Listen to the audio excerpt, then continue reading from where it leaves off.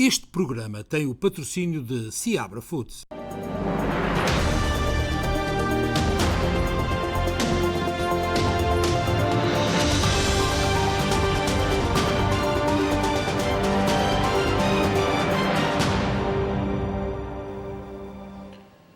Boa noite, bem-vindos a mais um especial Informação. Como é habitual, a informação diária na SBT e também no Facebook.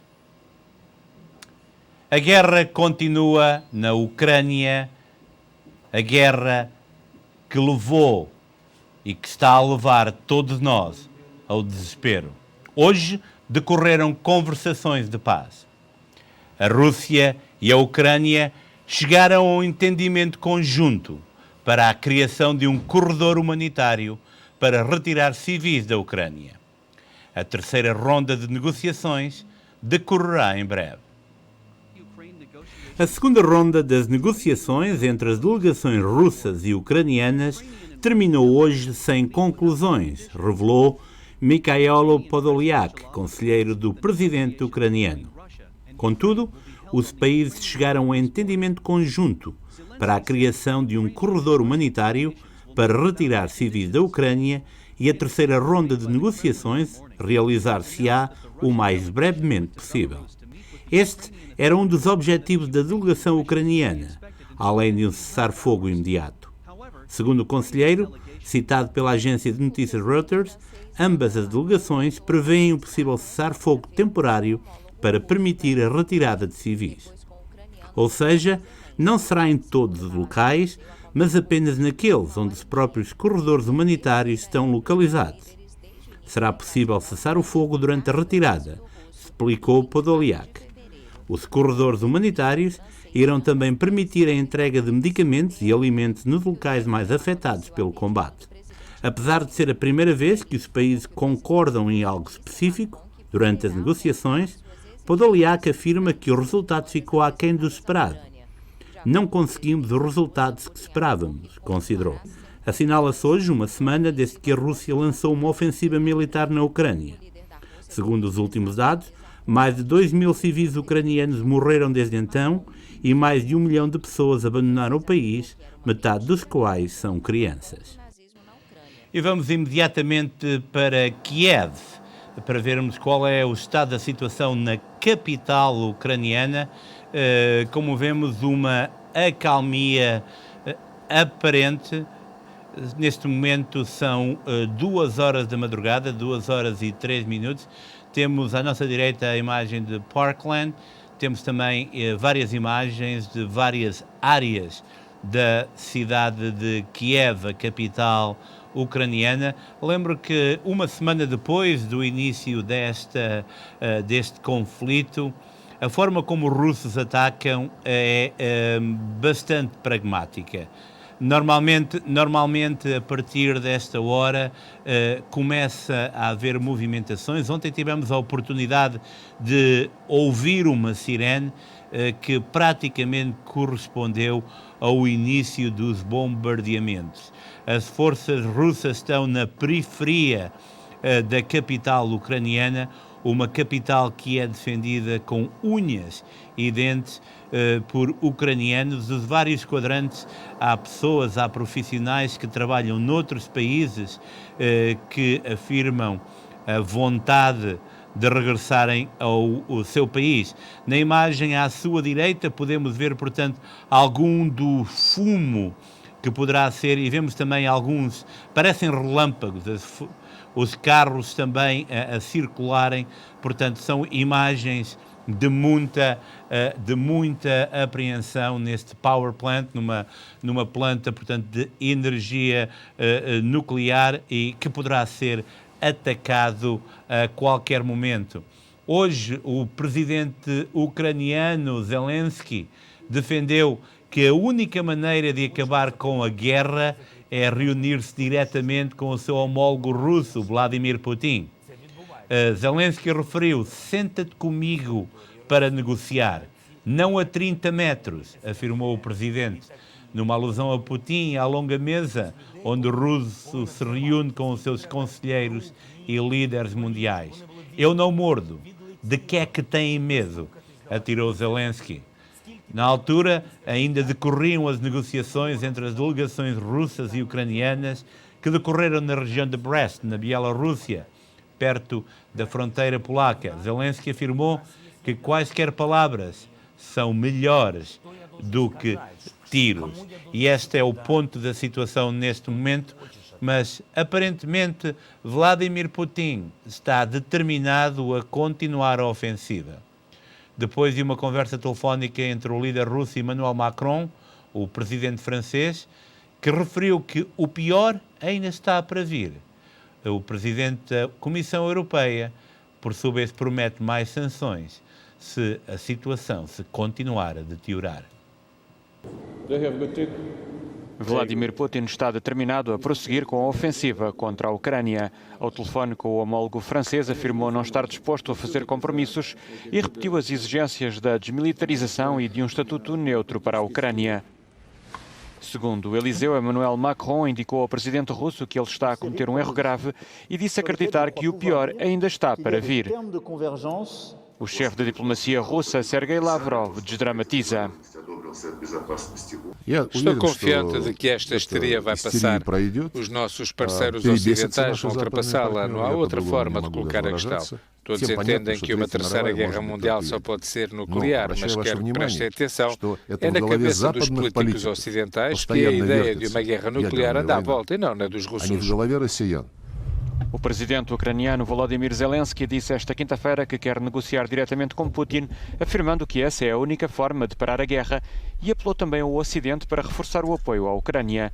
Zelensky afirmou também que a Rússia deverá pagar pelo que fez.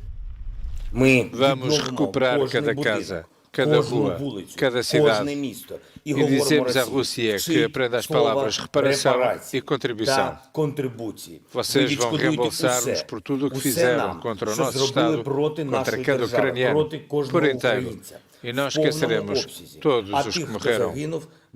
A presidente da Comissão Europeia reafirmou o apoio a uma eventual adesão da Ucrânia à União Europeia. Ursula von der Leyen disse ainda que o país será ligado numa questão de semanas à rede elétrica europeia para diminuir a sua dependência da Rússia e frisou que as sanções vão continuar. As 3 vagas de sanções que introduzimos já estão a ter impacto na economia russa e nos esforços de guerra de Putin. E daremos passos adicionais se a situação se deteriorar no terreno.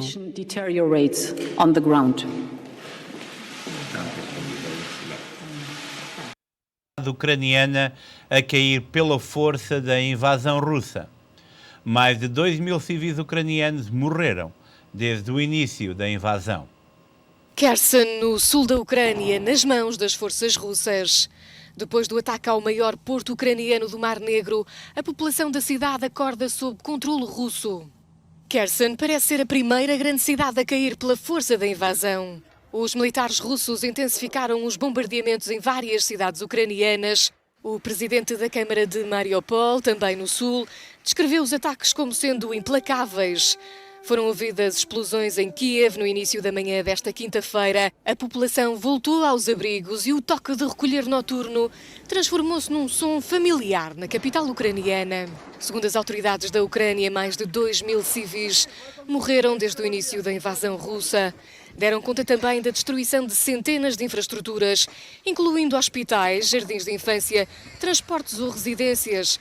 O secretário de Estado norte-americano Antony Blinken, antes de uma visita aos países bálticos e à Moldávia, disse que a estratégia do Kremlin passa por atingir alvos civis.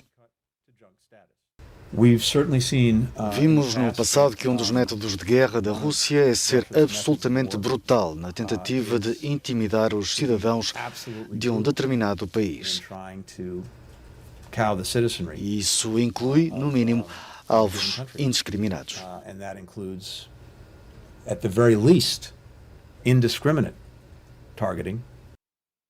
A invasão russa da Ucrânia levou a sanções económicas sem precedentes que parecem ter apanhado Vladimir Putin de surpresa. O presidente da Rússia deu início a uma série de reuniões com líderes empresariais para discutir as consequências. Entretanto, na cidade de Lviv, uma igreja greco-ortodoxa está a recolher donativos para ajudar os soldados na linha da frente. Fazem-se rezas pela paz, enquanto o mundo espera pela retoma das negociações entre a Ucrânia e a Rússia. E temos agora imagens ao vivo de uma planta nuclear em Zaporizhia, na Ucrânia, atacada há precisamente 26 minutos.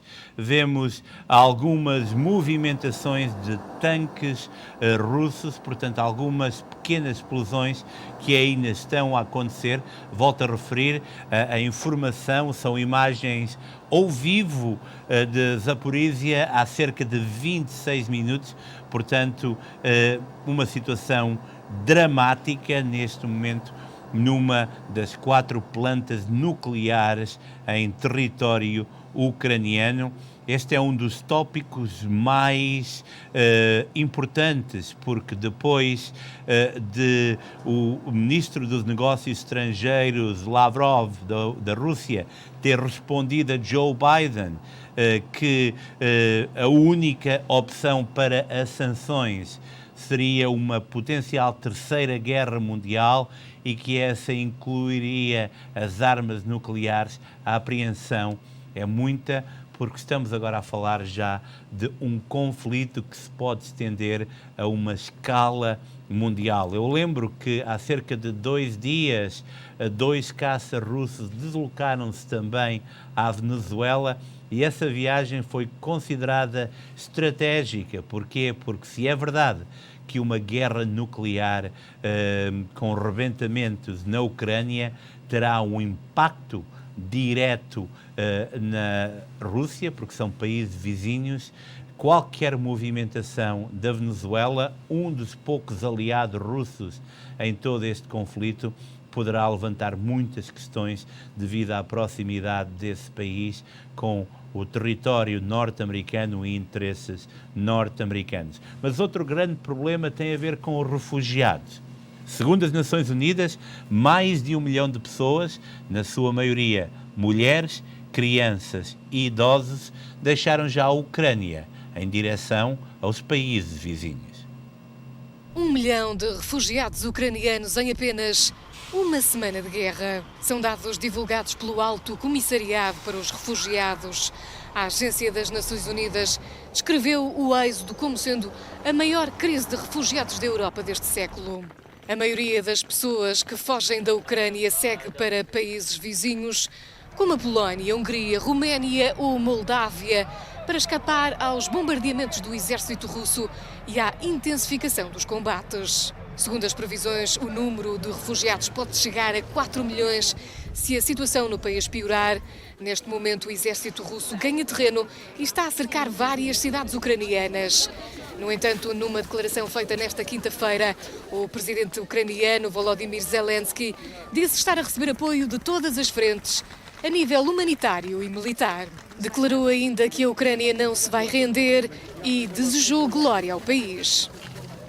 E o número de desalojados, de refugiados, poderá ascender aos 10 milhões, segundo dados das Nações Unidas publicados há minutos. 4 milhões desses ucranianos poderão mesmo procurar refúgio permanente depois deste conflito devido a questões de guerra. Portanto, uma situação dramática que se vive na Ucrânia, que se vive nos países vizinhos.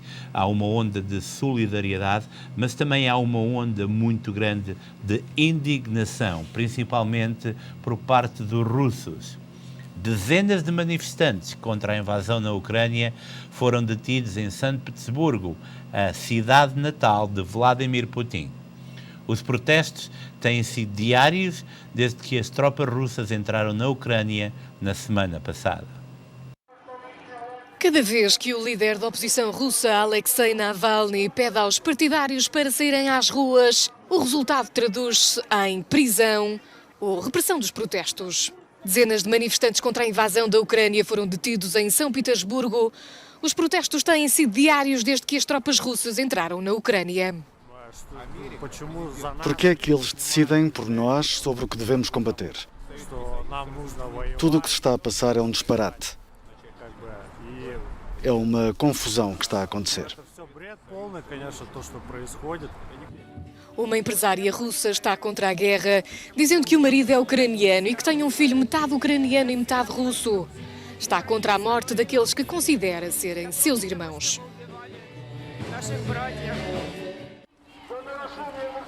Uma artista e ativista de 77 anos participou na manifestação e foi afastada pela polícia. Milhares de pessoas têm desafiado as autoridades por toda a Rússia em protestos contra a invasão da Ucrânia. E os protestos soam por todo o mundo. Hoje mesmo aqui em Nova Iorque, em frente à embaixada, aliás, ao consulado russo na Madison Avenue, houve mais protestos que se estendem às principais cidades norte-americanas e um pouco por todo o mundo. Ao mesmo tempo, vários líderes mundiais também fazem contas à vida. Por exemplo, o Presidente da República Portuguesa, Marcelo Rebelo de Sousa, afirmou hoje que pondera vir a convocar o Conselho de Estado em tempo oportuno, no caso de uma eventual tomada de posição adicional de Portugal em relação à ofensiva russa militar na Ucrânia. E isto porquê? Porque na atual conjuntura, e ainda bem que hoje aconteceu a segunda ronda de negociações, em que pelo menos já se chegou a um acordo para a abertura de corredores humanitários, a verdade é que no ar paira muitas situações que devem ser tomadas em consideração. Sabemos aqui, por exemplo, nos Estados Unidos, que o governo de Joe Biden está apreensivo, não aumentou o alerta de perigo, mas Antony Blinken, por exemplo, foi claro ao apelidar de irresponsável os comentários de Sergei Lavrov, o ministro dos Negócios Estrangeiros russo.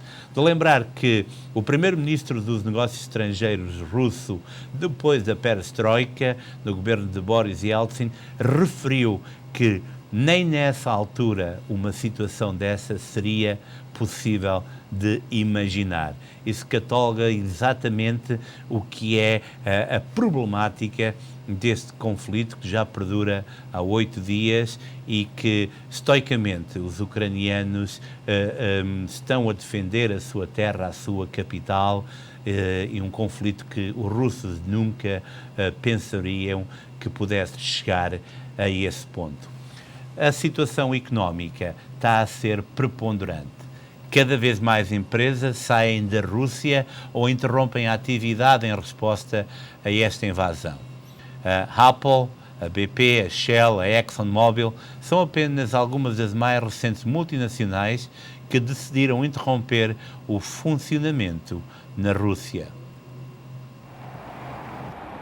A partir desta quarta-feira, tornou-se impossível comprar qualquer produto Apple numa loja oficial da marca na Rússia.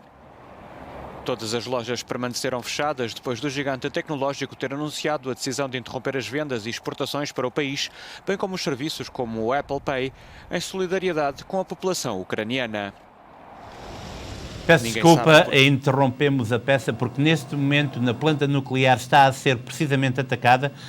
Como podem ver, vamos ver, portanto, vamos tentar localizar som. São 2 horas e 18 minutos na Ucrânia, portanto, ouvimos e presenciamos há cerca de 30 segundos na planta nuclear de Zaporizhzhia algumas movimentações, algumas imagens de potenciais bombas. Podem ver agora, portanto, é a situação no seu canto superior direito. É uma situação que estamos a acompanhar uma vez mais, portanto, é uma situação dramática. São neste momento 2 horas e 19 minutos da madrugada na Ucrânia e uma planta nuclear ucraniana está debaixo de ataque. Vamos voltar agora, portanto, à peça que tínhamos preparada, onde várias multinacionais estão a abandonar as suas relações comerciais com a Rússia, nomeadamente a Apple. Por isso mesmo, uma loja da Apple em Moscovo, nem pensar. Também importantes companhias ligadas ao setor dos transportes e dos combustíveis, como a BP, a Exxon, já acabaram ou finalizaram o seu relacionamento comercial com a Rússia. A partir desta quarta-feira, tornou-se impossível comprar qualquer produto Apple numa loja oficial da marca na Rússia. Todas as lojas permaneceram fechadas depois do gigante tecnológico ter anunciado a decisão de interromper as vendas e exportações para o país, bem como os serviços como o Apple Pay, em solidariedade com a população ucraniana. Ninguém sabe por quanto tempo, mas há quem acredite que isso poderá ser benéfico para a concorrência.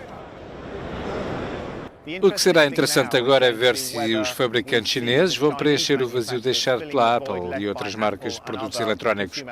Não sabemos como vai funcionar, nem qual será a atitude da China face às sanções, mas suspeito bastante que vamos assistir a um incremento do volume de algumas marcas chinesas no mercado russo. A Apple é apenas uma das mais recentes multinacionais a decidir interromper o funcionamento na Rússia ou deixar o país em resposta à invasão da Ucrânia. A transportadora dinamarquesa Maersk anunciou que vai deixar de encaminhar produtos de e para a Rússia que não sejam considerados essenciais. No setor energético, a BP, Shell e ExxonMobil decidiram vender participações e abandonar projetos. A francesa Total vai manter-se para já no país, mas decidiu não efetuar qualquer novo investimento. Na indústria automóvel, Ford, BMW, Volkswagen e Volvo foram algumas das marcas a anunciar o cancelamento de entregas e a suspensão da produção na Rússia. Vários bancos, como o Barclays e o HSBC, também anunciaram a saída do país e a lista continua a aumentar. Estamos a acompanhar a par e passo um bombardeamento na planta nuclear da Zaporizhia, que é só a maior da Ucrânia, a maior da Europa e a terceira planta nuclear maior do mundo. Portanto, este bombardeamento por parte das forças russas é de veras preocupante, porque qualquer fuga, qualquer problema poderá desencadear um efeito dominó que nenhum de nós quer assistir. Portanto, iremos continuar durante esta edição a acompanhar esta situação, quando são neste momento na planta nuclear ucraniana 2h20 da madrugada deste 9º dia de combates. Os portugueses estão solidários com a Ucrânia. Mais de 25 caminhões com roupa, comida e medicamentos já saíram de Portugal para ajudar os ucranianos. Tudo o que é conservas, sim senhora. A solidariedade com a Ucrânia ganha força em Portugal. O alerta de ajuda foi dado e os portugueses responderam em força. De norte a sul do país, as doações de alimentos, roupas e medicamentos não param. Eu nem posso falar porque eu já muitas horas, percebe? Emociona-se com o que vê na televisão? Muito. Tinha lá bastante roupa, por isso vim trazer roupa para senhoras e para homens. Os caminhões não tardam a encher e logo seguem caminho rumo a Lviv, junto à fronteira com a Polónia. Pelo menos 25 caminhões já saíram de Portugal com a ajuda desta e outras associações. Tem sido uma loucura, cerca de 300 chamadas por hora, estou a tentar ser muito rápida. Tudo o que estiver vai para o caminhão que vai seguir para a Polónia. Provavelmente com as doações que os portugueses fazem, os portugueses estão a ser muito generosos connosco, vai sair provavelmente hoje. Lisboa, Vila Nova de Gaia e Guarda são algumas das cidades disponíveis para receber refugiados. Aos aeroportos vão chegando alguns dos cidadãos ucranianos que fugiram da guerra e procuram um pouco de paz, enquanto outros decidem partir para defender o país da invasão russa. Vivo aqui, mas acredito realmente que tenho de ir para lá. Sou jovem e forte. Precisam de mim lá. Estou a falar com uma organização para me ajudarem. Quero ir. Voltar para a Ucrânia com todos os meus amigos da comunidade. Vamos defender o nosso país. Segundo a Organização das Nações Unidas, mais de 800 mil pessoas fugiram da Ucrânia e a tendência é que o número aumente.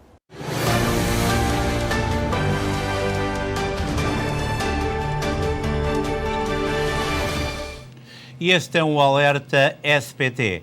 Acabamos de receber a informação que tropas bielorrussas receberam a ordem para entrar em território ucraniano. e juntam-se assim às forças russas na invasão à Ucrânia. A informação foi avançada pelo Comando Central ucraniano e esta é mais uma peça de um puzzle já de si complicado. O vizinho país, um dos maiores aliados russos, que permitiu várias manobras militares antes desta invasão. Lembro que foram encontrados documentos que mostram que todo o planeamento desta invasão aconteceu no dia 18 de janeiro e que deveria ter acontecido ou ter sido iniciada no dia 20 de fevereiro, portanto foi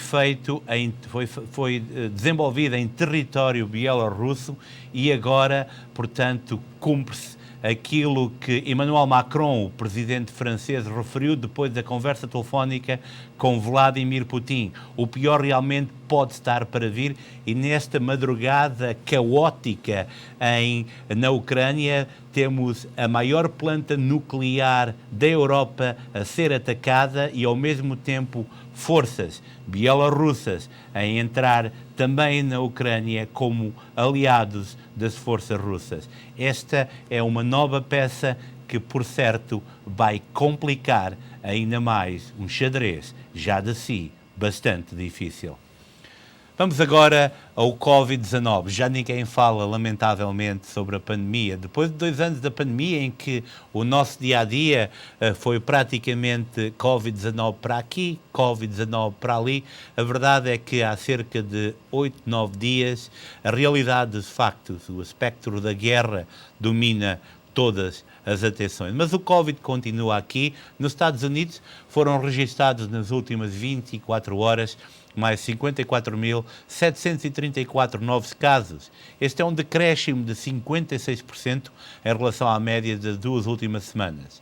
O número de mortes foi de 1.838, menos de 21% do que a média de igual período. Em Portugal foram somadas 30 mortes, mais 12.234 casos nas últimas 24 horas. O número de internamentos continua a descer, quer em enfermaria, quer em cuidados intensivos. Portugal reportou esta quinta-feira mais 12.234 novas infecções e 30 mortes por Covid-19. De acordo com a DGS, há menos 100 pessoas internadas. Neste momento, há, ao todo, 1.300 infectados hospitalizados em enfermaria e 90 em cuidados intensivos. Lisboa e Val do Tejo é a região com mais óbitos e casos desde ontem e conta com 11 mortes e 4.293 novos infectados. O centro registra 2.812 infecções, o norte conta com 2.128 testes positivos, o Alentejo soma 1.025 novos casos e o Algarve 836 infecções. Nos arquipélagos, a Madeira soma 637 novos casos e os Açores contam com 503 contágios. No que toca às 30 vítimas mortais, o norte contabilizou 8, o centro 7 mortos, o Algarve conta com 2 óbitos e o Alentejo e os Açores contam ambos com uma vítima mortal. O número de casos ativos subiu ligeiramente e há, neste momento, mais de 474 mil pessoas infectadas com o novo coronavírus. Na cidade de Elizabeth está neste momento a decorrer a imposição das faixas aos marchais do Dia de Portugal 2022 na cidade. Depois de 2 anos em que as celebrações foram muito restritas devido à Covid-19, é um regresso em força das mais antigas celebrações de Portugalidade aqui nos Estados Unidos e nomeadamente a nossa área. Em situações normais, o nosso colega Amadeu Maia estaria aí, mas por motivos técnicos não podemos fazer uma ligação direta. Não deixe de acompanhar na próxima ronda comunitária de hoje, 8 dias, todas as informações referentes a este primeiro grande evento, onde são atribuídas 3 faixas de grande marchal. O grande marchal da parada de 2022 é Joaquim Panarra. O grande marchal honorário vai ser o cônsul de Portugal, Pedro Monteiro, e há também o respectivo marchal a título póstumo. Lembro que as celebrações do Dia de Portugal em Elizabeth terminarão com a grande parada e real no primeiro domingo de junho, na cidade onde reside uma das mais emblemáticas e predominantes comunidade de língua portuguesa aqui no Estado Jardim. Vamos agora para Newark, onde o conflito entre a Ucrânia e a Rússia também deixa marcas. O Conselho Municipal de Newark votou ontem pela suspensão das licenças comerciais dos postos de abastecimento Lukoil na cidade devido ao conflito Ucrânia-Rússia. Amadeu Maia com a história. As sanções contra a Rússia por ter invadido a Ucrânia chegaram a nível local. Aqui em Newark, maior cidade do estado de New Jersey, o Conselho da cidade aprovou sanções para suspender as licenças comerciais dos postos Lukoil. A Lukoil Norte América é uma subsidiária da PJSC Lukoil Company, com sede na Rússia e com laços profundos com a Federação Russa e oligarcas alinhados com o presidente Vladimir Putin. É o que alega a resolução do Conselho, que decidiu por unanimidade, na última quarta-feira, por suspender as licenças comerciais dos postos da Lukoil em Newark. O vereador Ramos diz que o escritório de advocacia da cidade o informou que o Conselho estava dentro da sua autoridade para suspender as licenças comerciais. Ainda não está claro se o Conselho tem planos para ajudar os franqueados ou os trabalhadores nas estações afetadas se eles tiverem de fechar definitivamente. A maioria dos 230 postos de gasolinas da Lukoil pertence a franqueados e não da gigante petrolífera russa. Amadeu Maia de Newark, com imagens de Geraldo Mesquita, direto para o estúdio. Obrigado, Amadeu. E vamos falar então da situação aqui nos Estados Unidos, a situação económica. Apesar da incerteza, a Reserva Federal vai começar a subir os juros daqui a alguns dias. A inflação é uma das principais preocupações na economia norte-americana. As principais bolsas europeias negociaram hoje em baixa depois do presidente da Reserva Federal dos Estados Unidos, Jerome Powell, a ter anunciado uma subida das taxas de juros para este mês. A guerra na Ucrânia continua a ser um dos focos dos investidores, animados pela tendência da alta de Wall Street na véspera, depois do anúncio de subidas das taxas de juro de 0,25 pontos percentuais, apesar da incerteza económica gerada pelo conflito. Antes da invasão da Ucrânia pela Rússia, a Fed já tinha apontado para a possibilidade de que a entidade subisse as taxas de juro, plano que seguirá, apesar dos efeitos ainda altamente incertos para a economia resultantes do conflito. A Bolsa de Nova Iorque terminou em alta na quarta-feira, com o Dow Jones a subir 1,79% para 33,89 pontos, contra o máximo desde que foi criada em 1896, de 36,79 pontos, registado em 4 de janeiro. O Nasdaq fechou a valorizar-se 1,62% para 13,75 pontos, contra o atual máximo de 16,57 pontos, verificado em 16 de novembro. A nível cambial, o euro abriu uma baixa no mercado de câmbios de Frankfurt, a cotar-se a 1,10 dólares, um mínimo desde junho de 2020, contra 1,11 dólares na quarta-feira. O barril de petróleo Brent, para entrega em maio, abriu em alta no Intercontinental Exchange Futures de Londres, a cotar-se a 118 dólares contra 113 dólares na quarta-feira. E vamos agora para a Austrália. As autoridades do país emitiram um alerta devido à chuva e aos ventos de grande intensidade, pedindo retirada de 200 mil pessoas dos locais onde habitam. Os serviços de emergência da Austrália ordenaram esta quinta-feira a retirada de 200 mil pessoas dos locais onde habitam devido às fortes chuvas que se fazem sentir na costa leste do país e que já causaram 13 mortos. As autoridades emitiram um alerta meteorológico devido à chuva e aos ventos de grande intensidade ao longo de 400 km de costa, nomeadamente na região de Sydney, onde vivem 5 milhões de pessoas. A chuva que se faz sentir na zona da costa leste australiana começou por atingir a Queensland, estando neste momento a deslocar-se para a Nova Gales do Sul. Vários cursos de água, rios e ribeiras, aumentaram o caudal devido à chuva e inundaram várias residências. As águas na barragem de Warragamba, sudoeste de Sydney, que fornece 80% da água potável consumida na cidade, transbordaram hoje de manhã. A cidade de Sydney não foi atingida pelas fortes cheias, ao contrário do que está a acontecer noutros locais.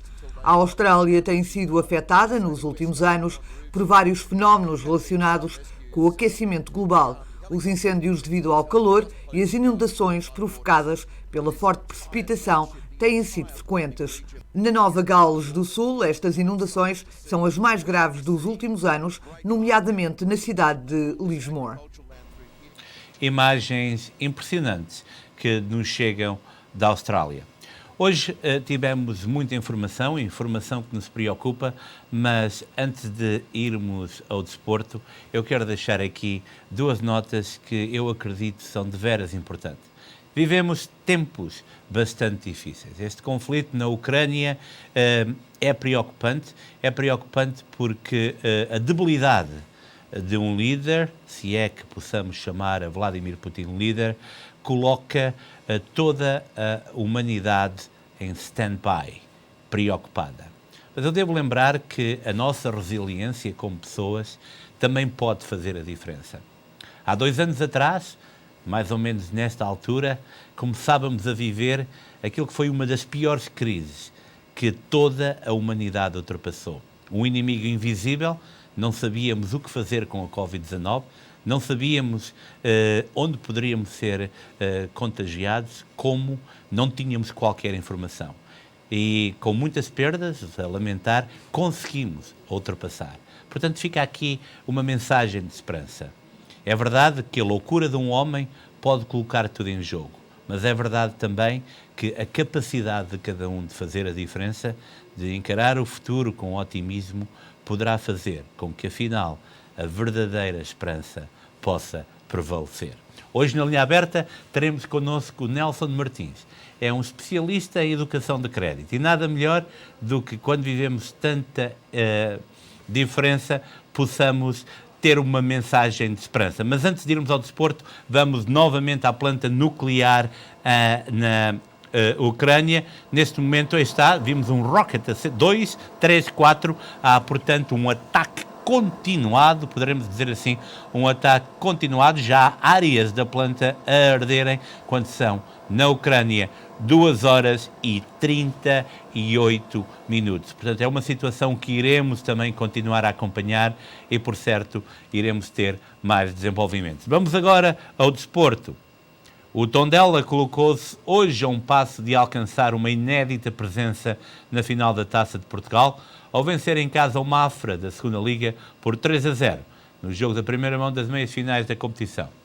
O Tondela segue assim com uma vantagem de 3 golos sem resposta para o encontro da segunda mão, que acontece em Mafra, a 19 de abril. A cerca de 2 semanas do jogo entre Ajax e Benfica para a Liga dos Campeões, os neerlandeses anunciaram hoje que o estádio que vai acolher a segunda mão dos oitavos da Liga dos Campeões já tem lotação esgotada. O mítico Johan Cruyff Arena, que habitualmente acolhe os duelos do atual campeão neerlandês, deverá por isso contar com cerca de 53 mil espectadores na decisão a caminho dos quartos da prova europeia. E agora uma nota boa, o Palmeiras de Abel Ferreira conquistou na última madrugada a Supertaça Sul-Americana, também conhecida como Recopa, ao vencer na segunda mão da final o Atlético Paranaense. Vamos voltar rapidamente, antes do câmbio, a Kiev, à planta nuclear, onde vemos aqui, portanto, uma explosão neste momento a acontecer. Eu lembro que são imagens ao vivo, quando são 2 horas e 40 minutos da madrugada, na planta nuclear de Zaporizhia, a maior planta nuclear europeia e a 3ª maior planta nuclear do mundo. Planta nuclear debaixo de ataque na Ucrânia. Vamos agora ao valor do dólar em Portugal e no Brasil e vice-versa. 0,9011, 1,1082 para o euro, 5,09, 0,1960 para o real. Sem mais demoras, vamos ao tempo com a Catarina Rebimbas. Na meteorologia, para amanhã está previsto sol para Newark com 40 graus. Filadélfia com céu parcialmente nublado com 47 graus. Nova Iorque com sol com 39 graus. Boston com sol com 34 graus. Hartford também com sol com 37 graus. Danbury com sol com 38 graus. Miami com sol com 79 graus. Palm Coast com sol com 78 graus. Los Angeles com aguaceiros com 61 graus. São Francisco com vento moderado com 54 graus. E são estas as previsões para amanhã, sexta-feira. E encerramos aqui o Espaço de Notícias. Voltaremos dentro de momentos com o Nelson Martins para o Espaço Linha Aberta direcionado a questões de crédito. Fique por aí, nós voltamos já.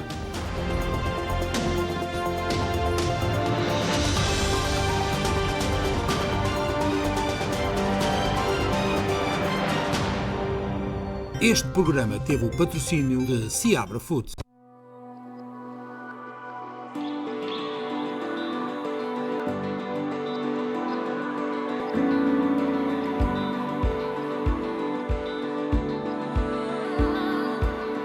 Água alcalina Monchique, uma das águas que melhor fazem à saúde dos portugueses. Beba água Monchique, a nossa água.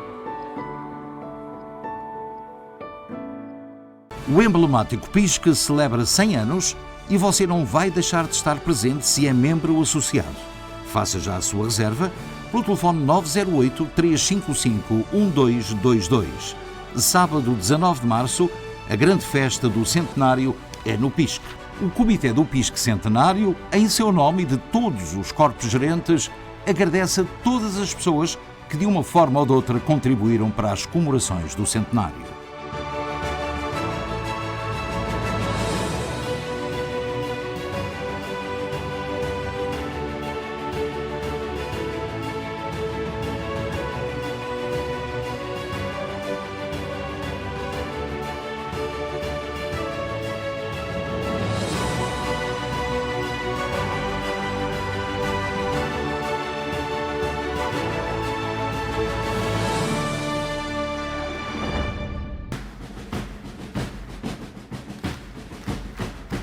Vem aí o inconfundível, o único, o melhor artista da música portuguesa da atualidade, Zé Amaro.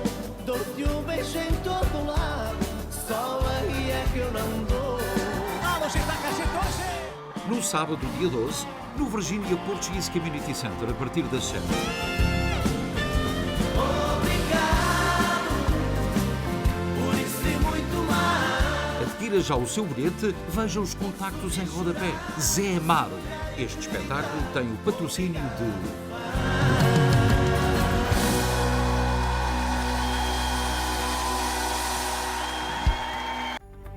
Esteja atento e ouça todas as segundas-feiras no programa Tardes da Beta, entrevista com...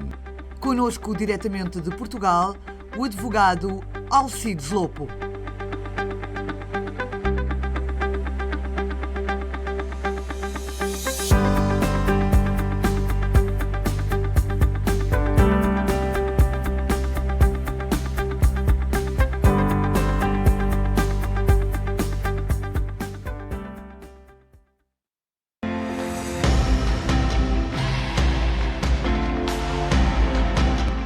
O PISC de Elizabeth vai celebrar o centenário. A comemoração da histórica data terá lugar no sábado, dia 19 de março de 2022 e a SPT transmite em direto. Esteja connosco no centenário do PISC, sábado, dia 19 de março, a partir das 6h30 da tarde, aqui na SPT. O meu nome é Nelson Martins, nós aqui na Credit Life Plus estamos aqui para assistir com todos os seus problemas relacionados a dívidas e crédito. Tem contas do médico em atraso, do cartão de crédito, educação? Agora com a Credit Life Plus, já pode realizar os seus sonhos em comprar casa ou mesmo carro.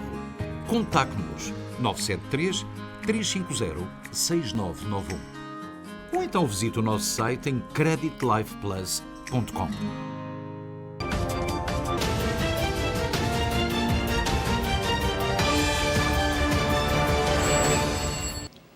Bem-vindos à Linha Aberta, já sabe que pode falar connosco através do 973-264-1462. Não se esqueça que todas as suas perguntas hoje devem ser direcionadas a questões de crédito. Eu tenho o grato prazer de ter comigo o Nelson Martins, um especialista em educação de crédito. Nelson, muito boa noite. Boa noite. Obrigado uma vez mais por esta oportunidade. E na última, há cerca de 2 semanas, quando o Nelson esteve aqui, ficaram muitas perguntas no ar. Eu lembro-me que uma das questões que lhe perguntei foi que mais vale ter um bom crédito do que $100.000 no banco. Rimos aqui um bocadinho, mas é real. Mas a verdade é que muitas pessoas não entendem, portanto, o que nós chamamos o seu historial, o seu credit score. Muitas pessoas, portanto, utilizam algumas das plataformas grátis que populam no mercado e depois são surpreendidas quando querem fazer uma compra e não têm o crédito necessário. A minha pergunta, Nelson, é exatamente esta. Portanto, muitas pessoas não entendem o que é um bom credit score, porque normalmente até verificam o seu historial de crédito, mas não estão a verificar muita realidade. Como é que isso acontece? Exato, Ricky. Isso é um problema que acontece muito e é claro que todos, é óbvio que é natural que nós nos dirigimos aonde existem plataformas que não nos cobram para podermos ver o crédito. O que acontece é que quando vamos ver o crédito nessas plataformas, não estamos, na realidade não é um FICO, nunca é um FICO score que eles nos estão a dar, eles estão-nos a dar um Vantage score. O que é que isso faz? Isso faz com que, se nós vamos lidar com um problema que seja com a casa, com o banco que se dirige a problemas da casa, aí já não, a informação nunca bate. Nunca então, bate. Uma das grandes perguntas é porquê que eu tinha o meu crédito tão bom e agora está tão baixo? É porque, na realidade, quando se foi ver o crédito com o FICO, aí o FICO penaliza muito mais do que o Vantage. Portanto, é interessante vocês aí em casa entenderem que um crédito pode ser um score, portanto, pode ser um FICO ou um Vantage, e há diferentes números atribuídos ao FICO dependendo daquilo que queres comprar. Portanto, um FICO 5, 8, como é que isso funciona? Exatamente. Então, por exemplo, quando a pessoa quer comprar uma casa, normalmente o modelo que eles usam ainda do FICO pode ser o FICO 4, que é comum dentro da comunidade que faz empréstimos para casas. E depois temos o FICO 8, que também é aquele que é o mais geral em todos os bancos que talvez fazem empréstimos para automóveis e cartões de crédito. Então, esse mundo de cartões de crédito, que são créditos mais altos, eles sempre usam o FICO 8 e não tanto o Vantage. Então, por exemplo, o Vantage seria usado por uma loja, talvez, do Victoria's Secret, um Lord & Taylor. Por isso é que muitas vezes dizem que para começar um historial de crédito vai-se a um retail store e consegue-se um crédito. Mais fácil. Nós temos já uma chamada em linha. Olá, muito boa noite, com quem tenho o prazer de estar a falar. Se não quiser dizer o nome, não há problema, é a Maria ou José, mas diga lá a sua pergunta para o Nelson, por favor. Eu sou o Mário Rodrigues, Nova Top. Olá, Mário. América. Boa noite. Olha, eu já ando aqui há uns 6, 7 anos a tratar da minha pensão da tropa. Ok, meu amigo Rodrigues, eu peço desculpa, vou ter que o interromper. Eu disse no princípio deste programa e depois durante o programa que as questões hoje deveriam ser relacionadas a questões relacionadas com crédito. Por favor, mantenham isso, porque temos aqui profissionais que vêm aqui gratuitamente e deveremos tirar o máximo proveito dessas pessoas. Portanto, ficamos com o seu número de telefone. Eu, durante a próxima semana, entrarei em contato consigo, ou então pode ligar amanhã, está bem? Peço muita desculpa, não estou a ser rude, é a realidade dos factos. Nelson, vamos continuar com a conversa. Portanto, um FICO 8 poderá ser para um cartão de crédito. Isso leva-me a outra pergunta. Quais são os melhores cartões de crédito? Uma pessoa com bom crédito, que cartões é que deve ter na sua algebeira? Normalmente todos querem ter o que eles chamam de Tier 1 Credit. Então o Tier 1 Credit normalmente é os Chases, são os Bank of Americas, American Express, e todos gostam de saber como é que se tem o Black Card do American Express. Claro, são cartões sem limite, Só que para chegar lá há que construir o crédito. E ter o caminho certo para ir lá. Portanto, já falámos aqui de 2 pontos que eu considero fundamental, mas há um aqui que devem interessar muito aos portugueses. O sonho americano é comprar uma casa, mas muitas vezes, dependendo da época em que compramos a casa com uma taxa de juro alta ou com pontos, como falamos. Portanto, o refinanciar é muito importante. Que credit score devemos ter para fazer um refinanciamento e o que é que tem um impacto direto na capacidade de uma pessoa fazer ou não fazer um refinanciamento? Hoje em dia os brokers eles conseguem trabalhar com várias pessoas que estão em diferentes patamares em termos de crédito. É claro que quando o crédito está de 750 para cima, as taxas e as tabelas de juros são sempre melhores e favoráveis. Claro que as pessoas que compraram casas com um juro alto, é muito importante que elas consigam trabalhar no crédito para que possam ter um FICO score de 750 para cima, para que possam atingir um refinanciamento onde lhe vai dar um preço mais favorável, não é? Por exemplo, uma pessoa que compra uma casa com uma taxa de interesse alta ou não muito favorável, quando é que deve tentar fazer um refinanciamento? Portanto, se trabalha no seu crédito e se está, por exemplo, 1 ano a fazer pagamentos corretos sem qualquer problema, é esse um tempo ideal ou deverá haver outro tempo? Como é que funciona o mercado? Pelo que eu entendo da parte dos mortgages, neste momento, de acordo com os brokers, que são um dos grandes clientes que nós temos, normalmente quando a pessoa faz pagamentos durante 1 ano, certinhos, sem haver atrasos, não só nos mortgages, também nas outras contas, eles já conseguem levar a pessoa a um refinanciamento mais favorável. Outra das perguntas que me acabaram de fazer aqui nas plataformas sociais é: tenho casa, consegui comprar uma casa, mas não qualifiquei para comprar um carro. Isto pode acontecer? Pode sim. Pode. Porquê? Explica lá. Ou vice-versa. O mais comum é conseguir comprar um carro e não conseguir comprar uma casa. Mas também há do outro, ao contrário. O que acontece é, se a tabela de taxas não está feita onde o income e o crédito estão de acordo para que o banco lhe possa ter uma aprovação, claro que a pessoa não vai conseguir comprar. Mas o fator número 1 que nós encontramos é sempre o crédito. E o que é que acontece? Quando uma pessoa compra um carro das 3 companhias que fornecem o crédito, os dealers que veem o crédito, normalmente eles só costumam verificar uma das 3 companhias. Os bancos que fazem os empréstimos para as casas, eles sempre verificam as 3. Então, por exemplo, se existe um problema que simplesmente está a ser reportado numa dessas 3 companhias, é claro que é fácil de a pessoa passar pelas outras 2. Então, eles sempre verificam aonde é que não existe o problema para poderem passar ao banco e assim a pessoa conseguir qualificar. Quando se vai comprar a casa já é um pouquinho mais difícil porque ela tem que passar pelas 3. Então, se o problema existe numa das 3, o banco vai ver. O banco vai ver. Exato. Outra pergunta que acabaram de me fazer tem a ver, e é uma pergunta bastante pertinente, tem a ver com a idade. Mas antes de irmos à idade, que tem a ver com collections também.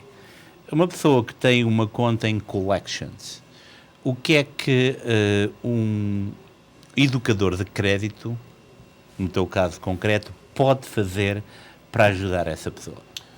Normalmente eu gosto de explicar às pessoas que não é bom nós levarmos o sistema como se fôssemos poder abusar do sistema, não é? Porque o sistema, na realidade, ele está feito e funciona ele é perfeito. Só que existem também falhas dentro desse sistema e uma das grandes falhas é que às vezes existem abusos tanto por parte de pessoas com o sistema como do sistema para com as pessoas. Então, quando as pessoas estão nesse patamar, às vezes existem também advogados que eles são um pouco predatores. em termos de que eles trabalham com as companhias de collections, eles sabem usar a lei a favor de dívidas que já nem precisam de ser coletadas porque já lhe foi dado o crédito atrás dos bastidores onde ninguém vê. Então eles simplesmente continuam andando para a frente como se tivessem ainda a dívida viva. E essas dívidas, a maioria das vezes, elas já estão mortas. E, portanto, nesse caso é que um educador de crédito pode olhar a esta situação e não prender a pessoa, como foi aqui referido, exato, mas ajudar até que esse mau item possa ser removido completamente. Quanto tempo é que demora, por exemplo, uma conta nessas situações a ser removida de um historial de crédito? Então, um exemplo. Vamos dizer que a pessoa simplesmente ela não faz nada, ela tenta usar o sistema normal, ela não pagou a conta. Aquela conta, se não for paga, ela vai sempre ficar ali, porque eles têm um sistema de reavivar sempre a conta e é muito raro essa conta sair do crédito.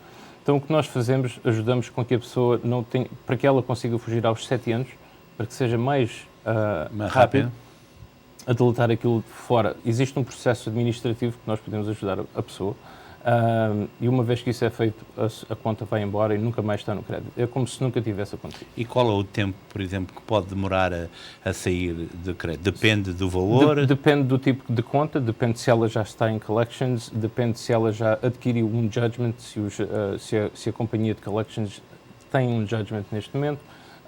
Então existem vários fatores que nos levam a determinar o tempo. É um pouquinho difícil dizer, mas, por exemplo, coisas mais leves, 2 a 3 meses, itens um pouco mais pesados, talvez 6 a 9 meses. Então já sabem, em casa, portanto, eu penso que foi uma conversa muito boa com o Nelson Martins sobre a temática do crédito, bastante importante. Já sabe, o 973-500-6991 é o número de telefone do Nelson Martins e poderá ser contactado para qualquer questão de uma componente essencial se vive nos Estados Unidos e mesmo para aqueles que não vivem aqui, mas que têm um historial de crédito aqui implementado. Vamos agora a um breve espaço comercial. Costa del Sol, o local perfeito para momentos inesquecíveis. Reserve para os mais diversos eventos, casamentos, batizados, festas sociais. Um espaço repousante e tranquilo. Amplo parque de estacionamento. Profissionalismo e experiência ao serviço dos nossos clientes mais exigentes. Costa del Sol. Bem, estamos de volta. Vamos agora a um daqueles momentos que sempre gostamos, que tem a ver com os aniversários. Hoje não temos muitos, temos um, mas mais vale um do que nenhum. Vamos lá então.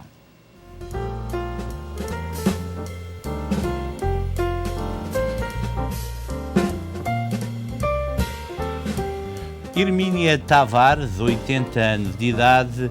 Muitos parabéns, Hermínia. Happy birthday.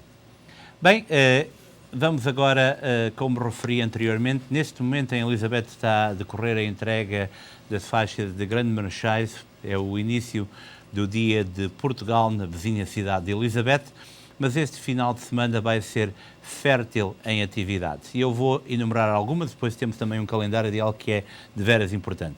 Amanhã à noite, no Sport Clube Português, há o baile de Carnaval. No sábado à noite, o baile de Carnaval é na Casa do Ribatejo, com Anthony Moraes. Não falta um destes eventos. Use o seu disfarce, porque depois de 2 anos fechado, em confinamento, vamos dar aso à nossa alegria. E no domingo, vive-se um grande momento no Prudential Center em Newark, já que é a grande celebração, o 6º convívio anual da herança portuguesa. É o Portuguese Heritage Night, que vai decorrer no Prudential Center. Os Devils vão a jogo e se compra, portanto, o seu bilhete, há bilhetes de $49 até $77, eu já comprei o meu e vou lá estar também, tem direito a uma camisola do evento. Portanto, para comprar os tickets, newjerseydevils.com, /Portuguese Heritage Night. Não deixe de apoiar a equipa de hóquei aqui da nossa área. É um momento espetacular. A comida e as bebidas são um bocadinho caras, mas é um grande evento para a família. Eu vou-me despedir agora do Nelson Martins. Nelson, muitíssimo obrigado. Uma boa noite para ti também. Boa noite igualmente. O Nelson estará aqui dentro de um par de semanas. Para si em casa, não se esqueça, vivemos tempos difíceis, mas a esperança essa é mesmo a última a morrer. Por isso mesmo, fique bem. Até amanhã, se Deus quiser.